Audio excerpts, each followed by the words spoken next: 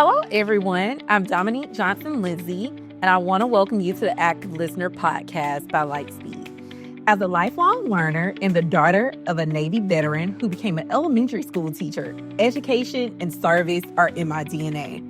This foundation, paired with my love of technology, led me to these conversations with remarkable minds shaping the K-12 landscape.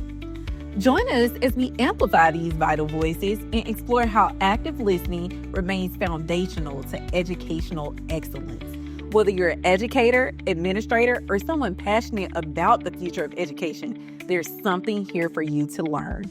Thank you so much, everyone, for joining another episode of the Active Listener podcast. I'm kind of on location today, so my environment looks a little different, but I'm so excited to still partake in this conversation. Today, we are joined by Dr. Jessica Phillips-Silver. She has such a vast background that I could not get to it all and still get to the episode, but she is a music neuroscientist, a speaker, artistic creator, whose research really explores how rhythm shapes brain development and human connection, things that we are super passionate about at Lightspeed. Her work has been featured with Science Magazine, NPR, The Atlantic, Discovery Channel, so many things. And lastly, she has a company called Growing Brains, where she partners with organizations in education, healthcare, and the arts. So with that, Jessica, I would love for you to just add anything to that intro that I'm missing. Yeah, thank you, Dominique. The only thing I would add is that I'm also a musician and I have a music and education project called the Finding Rhythm Project, which explores the biological origins of human music and how it shapes brain development and promotes connection for all ages. It's an intergenerational music project and that we tour, and it's also a music curriculum that we bring into schools from K through 12 across DC and even outside of DC. Perfect. So I always like to kick it off and start at the beginning because it's so interesting to figure out how people got to where they are today. So you've spent over 2 decades studying music and just brain development. So for people not really familiar with the idea of music neuroscience, what is it? What drew you to this field and what keeps you doing it? Good question. Well, music neuroscience is basically the study of how music shapes brain development, the role it plays in our lives and our experience across the lifespan, everything from how we learn and how we relate to each other to how we heal and how we recover. I came to this because I've always been a musician. I mean, from the first heartbeat, I was a musician. According to my parents, I would bounce to the beat of the music in my mother's womb. And I came out, never stopped. So my whole life I was singing and dancing and making music and studying music. But I always was also asking the question, why? I always wanted to understand, why do our brains and bodies let us do this? This magnificent, complex thing that we do that's so beautiful and we all do so differently around the world. And yet, you know, we share these certain universals. So it was this question of always asking why and how this works that led me as an adolescent to starting to study and look up sources on my own of what do we understand about the brain and how we do this. And that led me to realize that there was a field of music and brain research. And I began studying that as an undergrad on my own, putting those things together. And then after that, I went on to do a PhD in postdoctoral research and basically have just continued to this day. I love it. So obviously, just hearing your own personal story as well as knowing kind of what research you've done, explain to us, why do humans seem to be wired for rhythm and what does rhythm actually do inside our brains? Yeah. So the way I look at this is that the human brain evolved over many, many thousands of years for music and for rhythm. So music is not something that we do because it's nice and our brains can.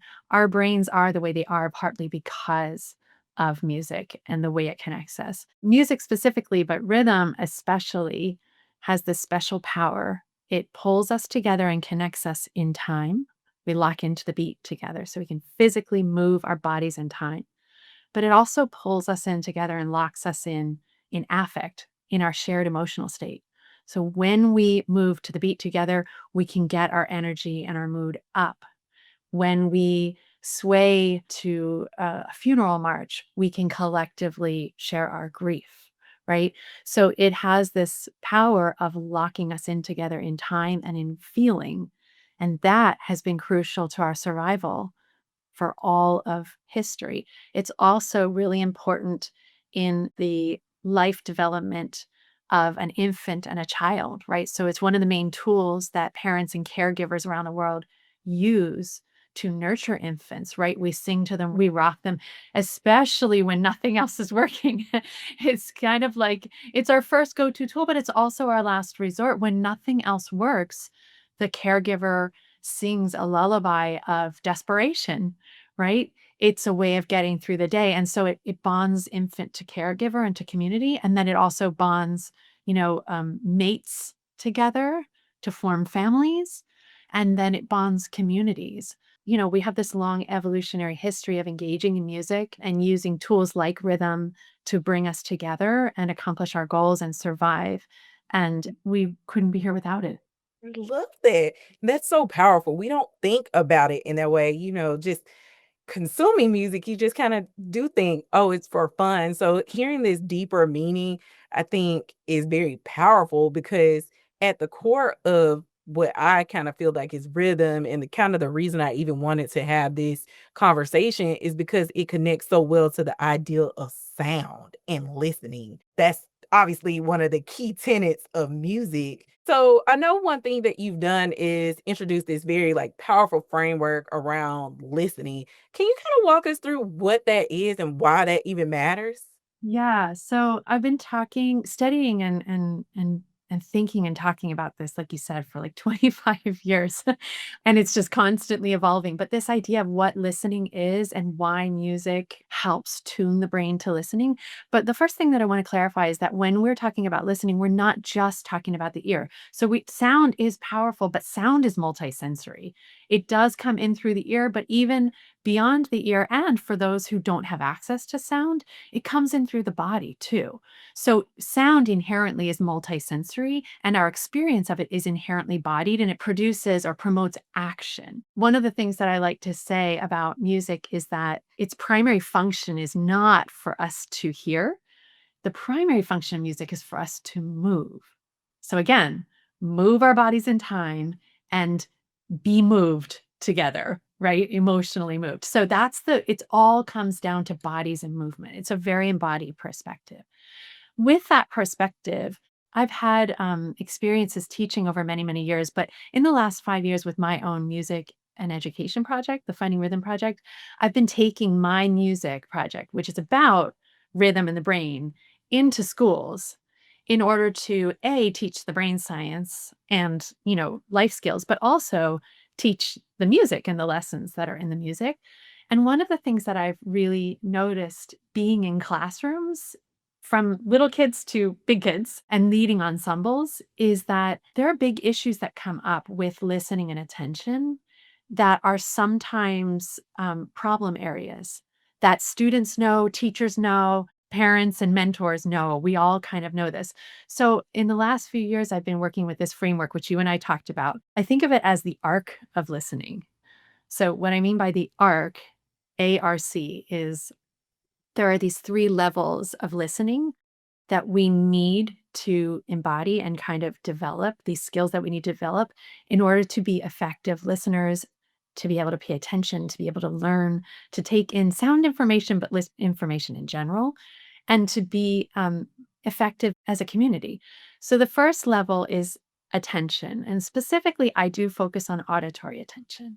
So the auditory world is very important, right? A lot of sound information is extremely important, again, for kids to learn, for people to, in our relationships and our interactions with each other, and just navigating through life. We also live in a kind of an environment that has a lot of visual stimulation. It sometimes drowns out the sound. Our attention is often so drawn to visual stimuli, like screens, for example, right? The presence of screens in our lives has risen so much that sometimes we forget to pay attention to sound.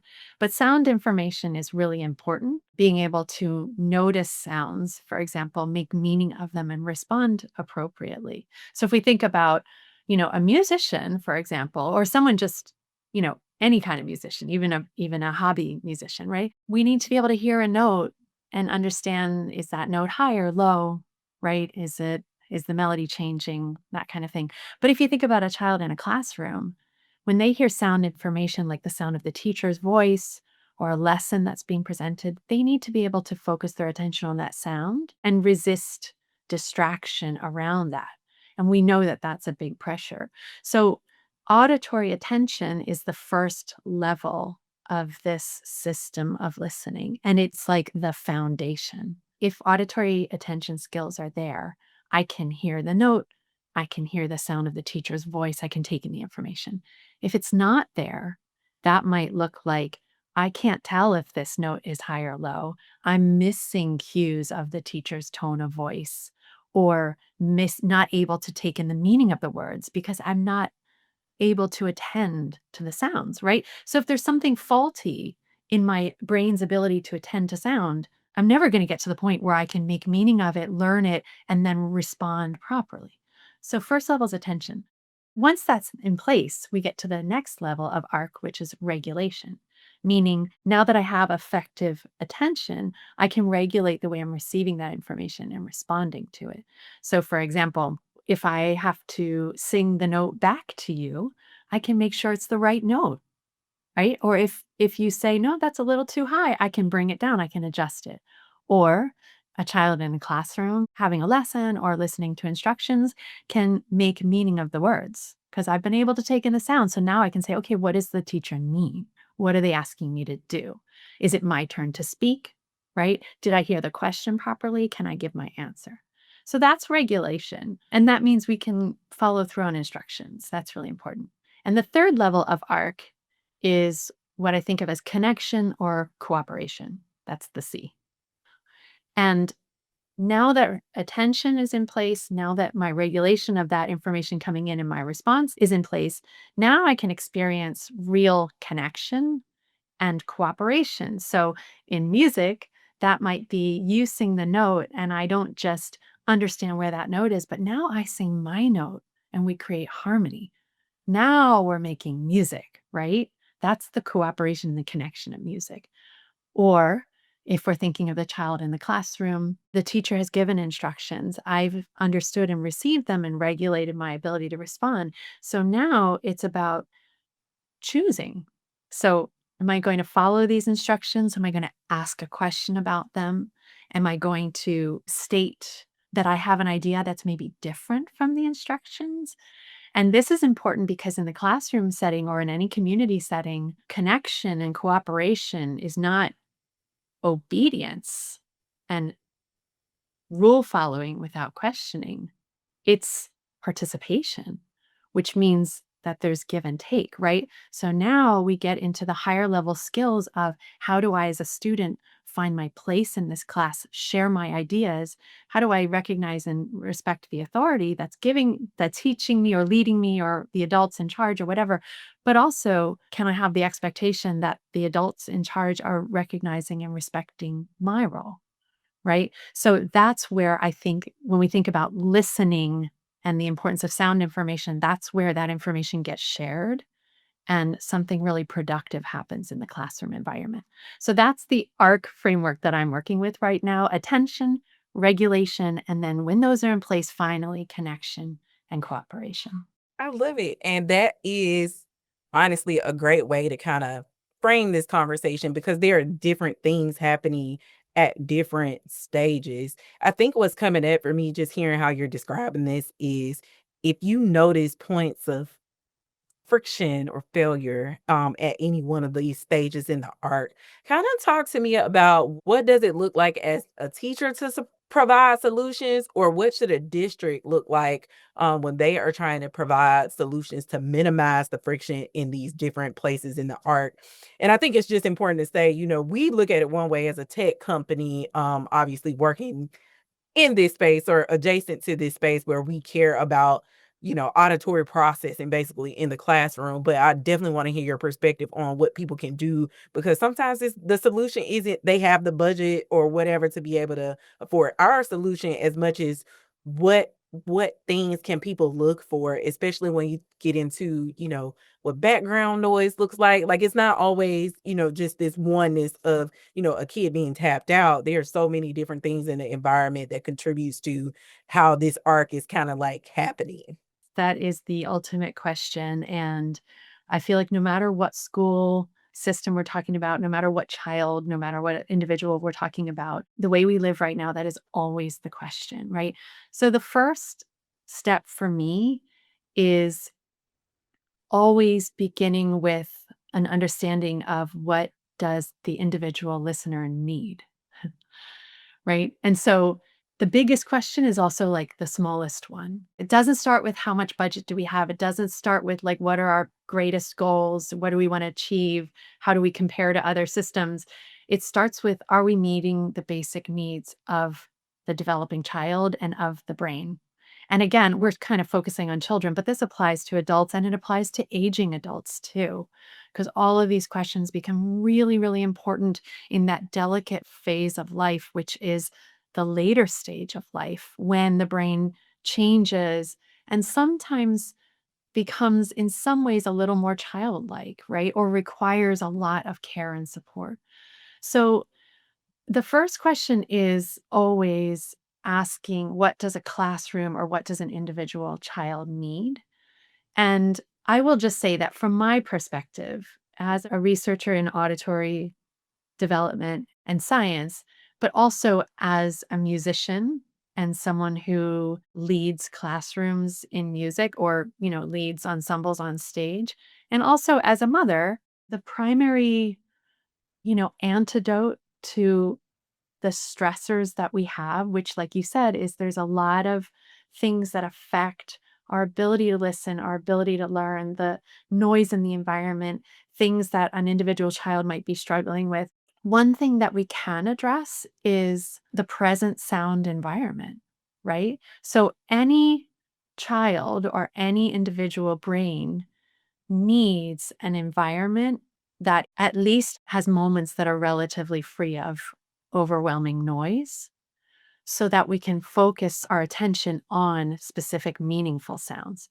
So, whether that means like having a music class where the focus is like not processing verbal instructions, but like listening to simple notes and matching them, that gives a rest for parts of the brain that are overwhelmed. Especially I'm thinking about children who maybe are struggling with attention and, and regulation and things like that.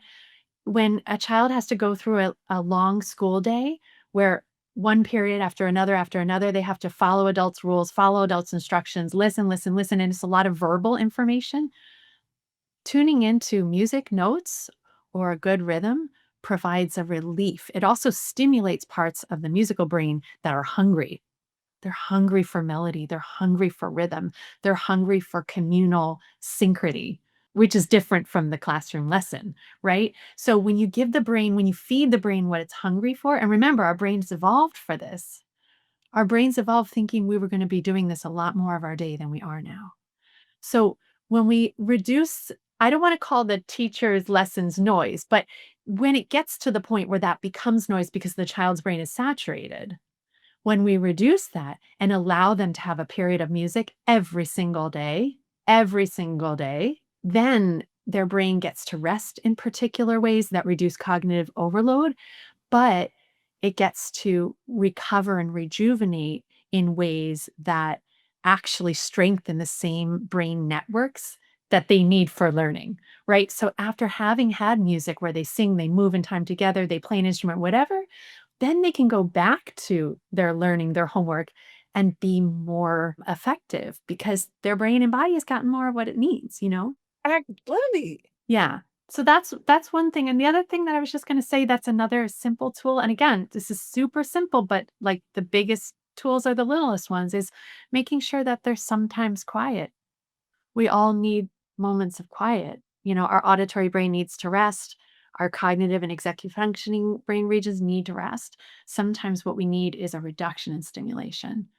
So 2 things came up for me when you were saying this. One is, so my mom is a first grade teacher, And one thing that she always leans into is she's been doing it for as long as I've seen her teaching. It's brain breaks. That thing of taking a brain break and they do these like 3 or 4 like silly songs after a lesson is complete to just kinda, it's almost like get the wiggles out. That's kind of what we call it at home with my daughter, but like get the wiggles out, like after we've been doing a thing. And so to hear not only that this is fun for the kids, which obviously is a big deal for us, that school is not all just work, but the fact that this is actually doing something that can help them come back and process information when they're going into that next lesson, I think that's so important to bring to the forefront. I don't think we do that enough in these conversations to talk about what the environment needs to be for kids that require this, connection and community that does not evolve around academic performance. Like we know that that's a big part of the goal, but it just can't be all of that. So I love to hear you talking about that. The other thing that you mentioned that was so strong is so we have a new VP of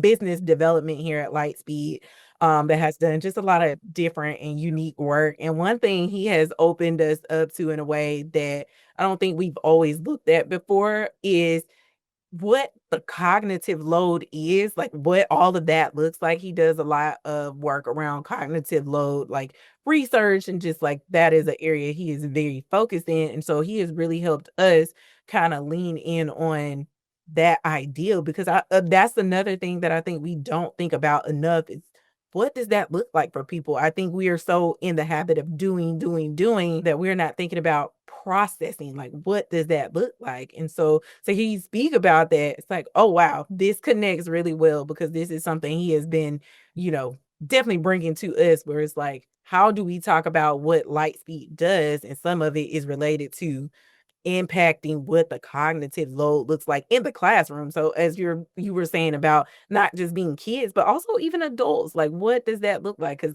everybody's brain is turning in a classroom and thinking about what we do. We don't want to forget about the teacher being in service to the students. We also want these teachers to have longevity and continue to do what it is that they love, you know? Yeah, absolutely. Yeah. And I'm glad you brought that up because I do care about our teachers very, very much. And when the environment is not entirely designed to meet the needs of the child, by default, it's then not designed to meet the needs of the teacher, right? So when we introduce obstacles from the beginning because of design, it sets up obstacles for the teacher to do their job. So rethinking that naturally allows us to meet needs of student and teacher.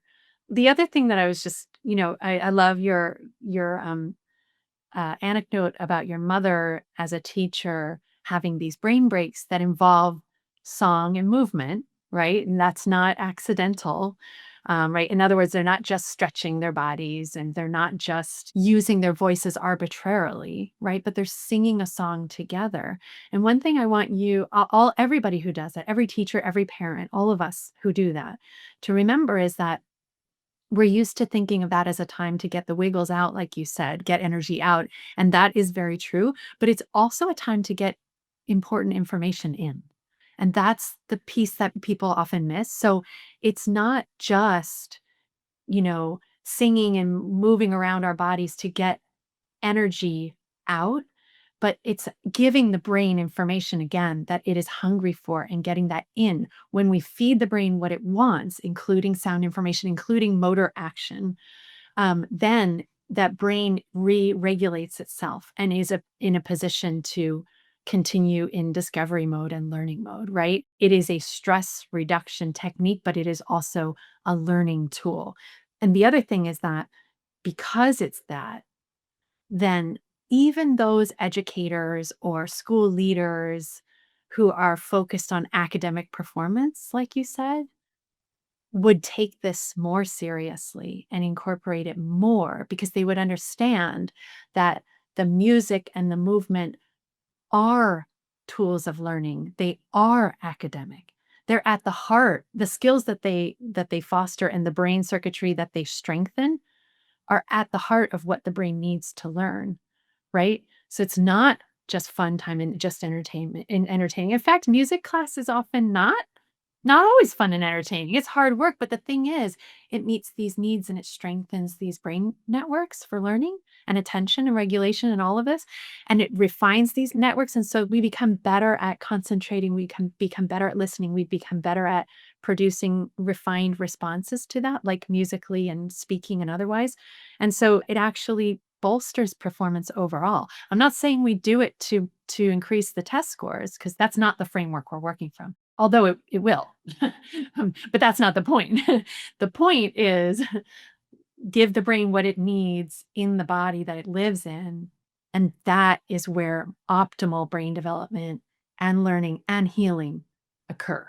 I love that. And we don't think about it like that, but that's honest and true, and that's what we even try to convey to people, from our perspective. One of my favorite things that I've done since I've been at Lightspeed is talk about, like, what is the most important tool that you use in the classroom? Like, we ask teachers, we ask administrators, like, we try to get people's brains going about, like, what is it that you use? And, a lot of people default to technology in the traditional sense, so they think computers, and we're like, "It's your voice, it's your presence, it's your" that is literally the thing that the kids are coming to receive. It's coming to receive your voice, coming to receive your presence. And so we have to focus there and, create an environment that supports that first. And then by way of that, we get the other things done. Like you do get technology skills and the computers matter, but that's secondary to the fact that, the lesson is coming from you. It's coming from your voice. It's coming from your being.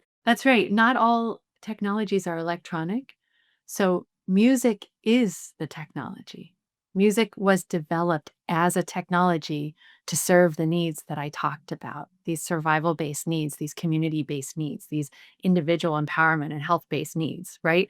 So, music is the technology, like you said, using your voice, using your body, learning to refine those skills, and then putting it together collectively as a community. So, music is a technology for learning and for communal connection. And because of that, it also is a technology for healing, right? So, it has a place in not just, brain development and education and learning, but also in rehabilitation and recovery for almost anything you can think of. That's why everybody understands intuitively that music is powerful and healing and historically, evolutionarily a part of healthcare, if you will. But again, it's because it's not that we developed, you know, music to help learning or to help ourselves feel better. It's that we learn and we feel better because we are musical beings, right? It meets these fundamental needs.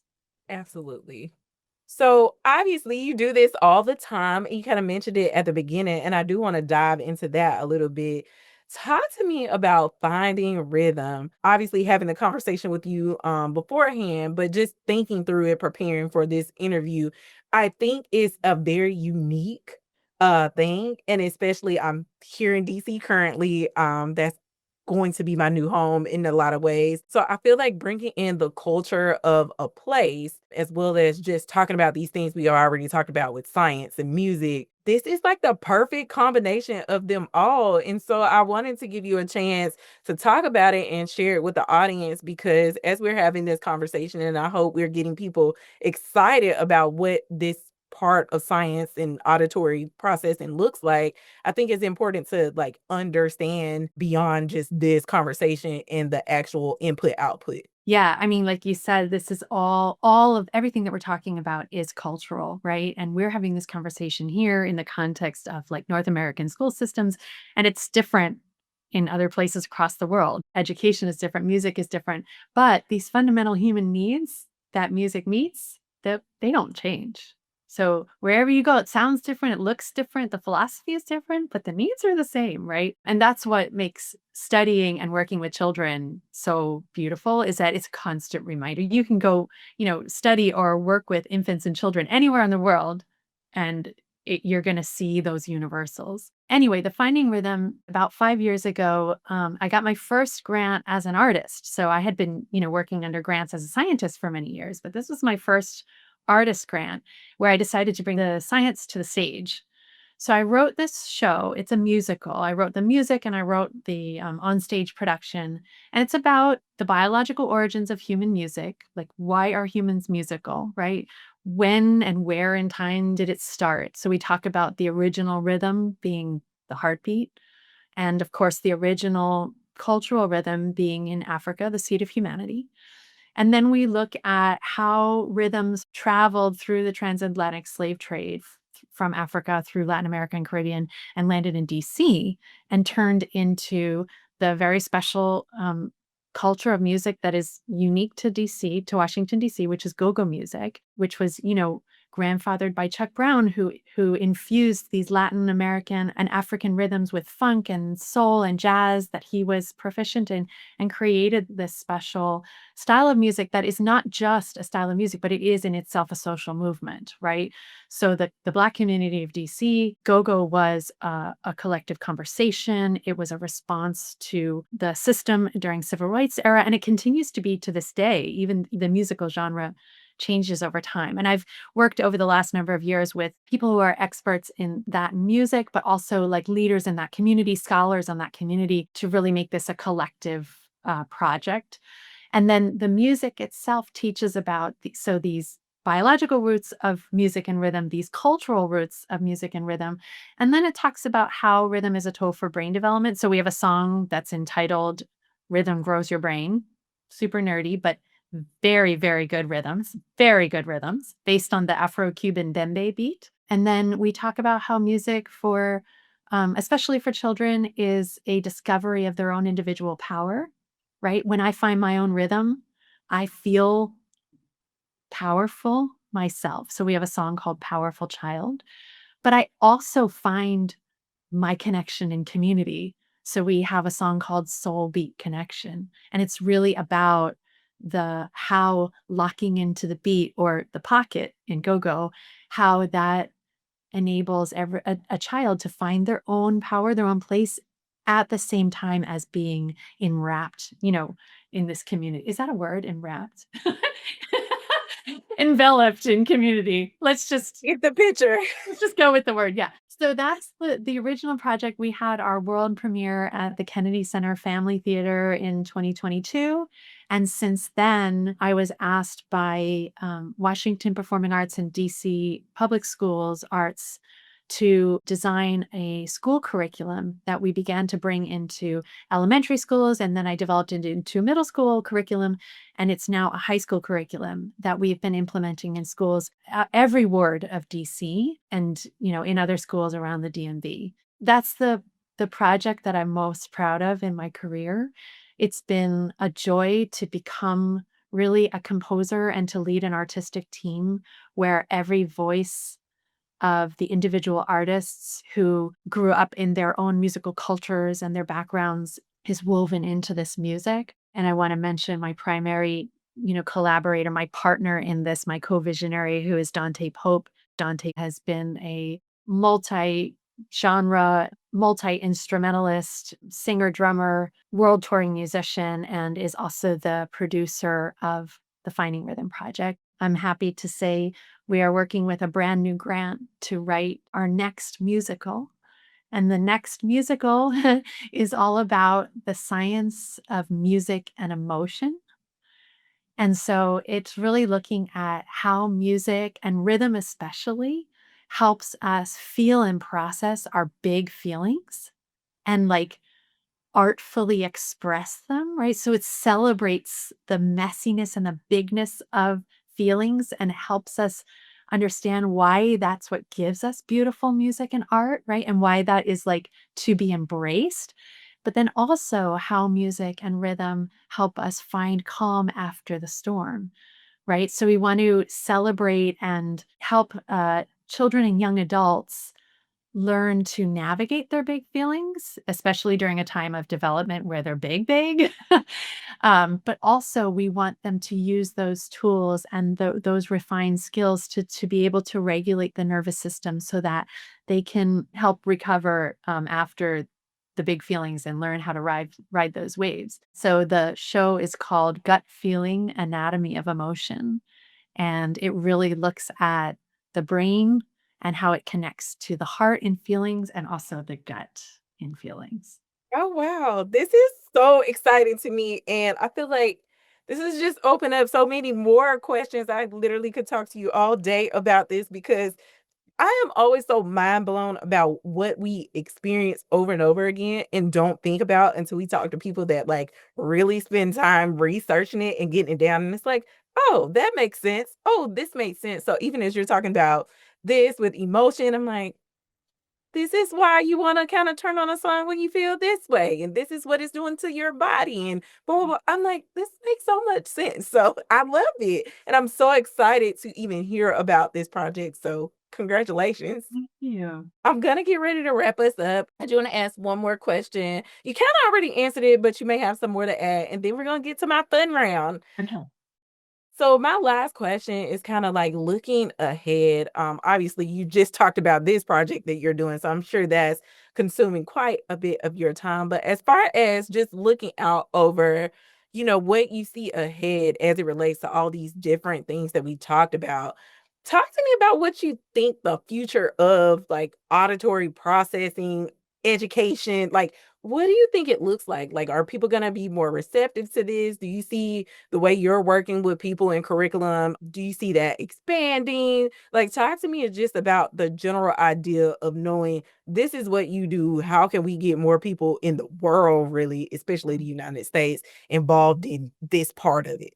Wow, that's a big question. When I think about myself, my loved ones, my own children, all of the kids and students that I work with, even at the college level, what I envision is a world where they move through their childhood, they move through their learning environments and through their social and home environments in a way that sound becomes more highly prioritized, better curated, better protected, so that they can fully embody their natural needs for tuning in and listening to sound, but I mean like deeply listening, right?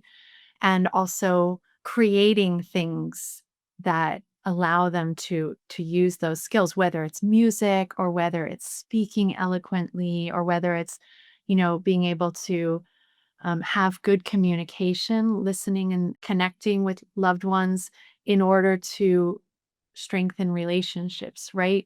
So sound information to me is so highly important. Like me as a very auditory person, it takes like top priority in my life every single day, all day. And for better and for worse, right? That in great ways, like there's not a day that goes by that I don't at least spend some of my time singing or at the piano composing or working with musicians or listening or, studying sound. But also like the flip side is sometimes when I'm at home and the kids are super loud, I'm overwhelmed, right? So it comes with there's trade-offs to that, right? But the thing is that becomes something that we work on as a family too, which is like, how are we caring for and noticing our sound environment that we live in every day? And if I think about a school environment, like if you ever walk into a classroom, you don't want to hear total silence. You're going to worry about those kids if you hear total silence, right? And everybody's sitting still with their hands on the desk. And that's how some schools approach children. And we also know that that's not what we want.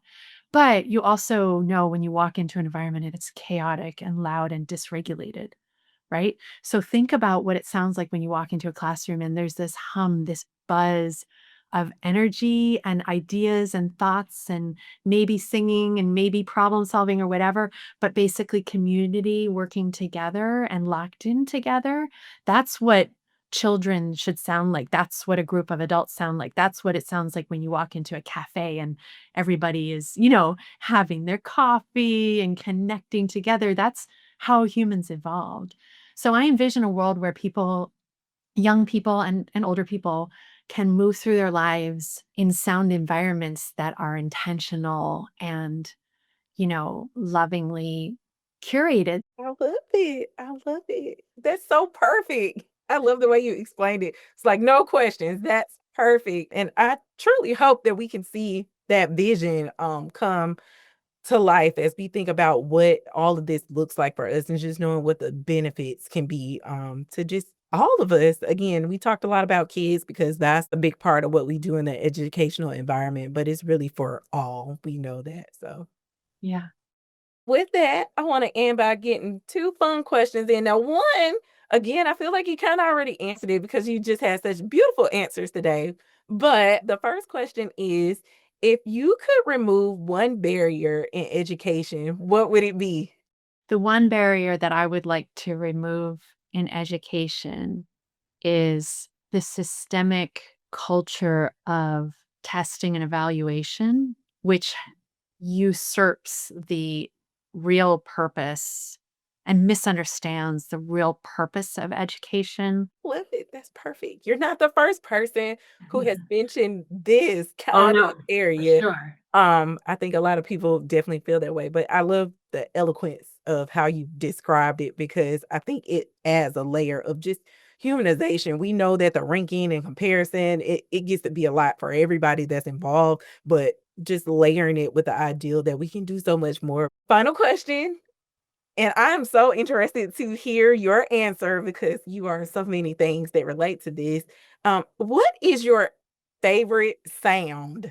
Ooh, my favorite sound is a really good rhythm section. I love it. That's so perfect. And I knew you were gonna have a great answer. I'm like, a musician definitely will have an amazing answer because so many different things. It's so funny. No one ever asked me that question. It's a great question. Thank you. With that, I want to end by saying thank you so much. I feel like this was so enlightening. It's so just like literally eye-opening to me. And I love how we've been able to have this conversation and kind of converge these two worlds because I think we need to have more of these conversations. That's literally why I wanted to even have this podcast to begin with. There's so much that we don't know about what's happening in the educational environment and the people that are doing things to kind of improve that. And so who would have thought that this, music neuroscientist could come and deliver such a powerful message about sound. And so for that, I really do appreciate this conversation and come back. I hope to have this podcast going for as long as I can. So please come back and continue to share with us. Thank you. Well, I want to thank you, Dominique. It's a beautiful podcast. I've been listening to your conversations with all of your guests, and I just really appreciate the voices and perspectives you bring in and the questions that, deeply attuned questions that you ask. So I would absolutely love to continue the conversation. Thank you so much.